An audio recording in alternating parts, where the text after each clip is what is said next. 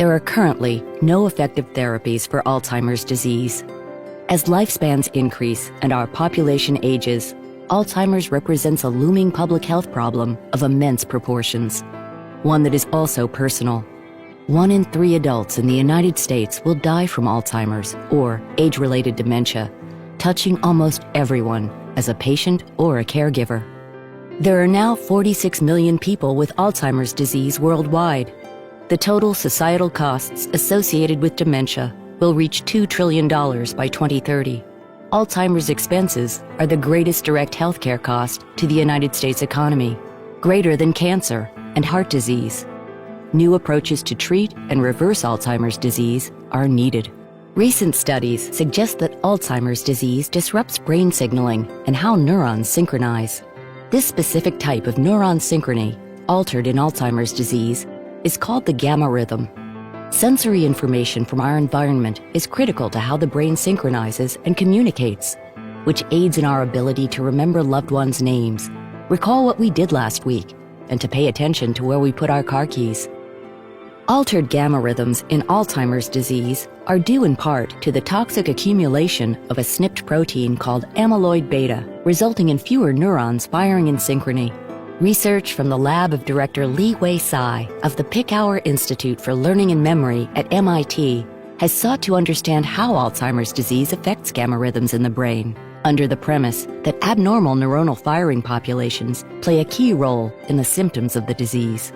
First, Dr. Tsai's team established that the gamma rhythm amplitude at the 40 Hz range was reduced in mice with Alzheimer's disease, called 5X-FAD mice.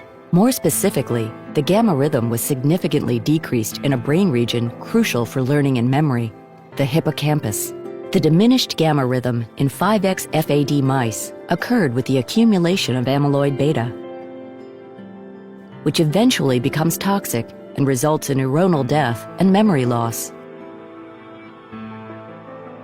Next, researchers in her lab used optogenetics to artificially correct the gamma rhythm in the hippocampus of 5X-FAD Alzheimer's mice. By stimulating neurons in the 40 Hz range at the optimal gamma rhythm amplitude, Dr. Tsai's lab showed that amyloid beta levels were cut nearly in half. Dr. Tsai's team discovered that the 40 Hz optogenetic stimulation to correct the gamma rhythm in Alzheimer's mice activated genes in brain cells called microglia. Microglia are part of the brain's immune system and function, in part, to ingest or clear away microorganisms that might cause disease. Optogenetic stimulation at the 40 Hz range activated microglia to promote the clearance of amyloid beta. To create an effective treatment in humans with Alzheimer's disease, it's ideal to invent a non-invasive technique. To this end, Li Wei-Sai and her team created a sensory paradigm that uses flickering light to restore the gamma rhythm and to reduce the levels of amyloid beta.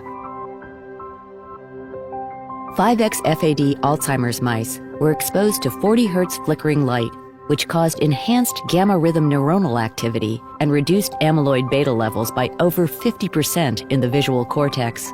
In addition, the 40 Hz flickering light treatment caused microglia in Alzheimer's mice to become more active and dramatically increase in size by engulfing amyloid beta. When the gamma flickering light treatment was used in older Alzheimer's mice with toxic levels of amyloid beta, which results in aggregates called plaques, the plaques decreased. However, for the plaque levels to remain low, the flickering light treatment had to be given over several days versus hours.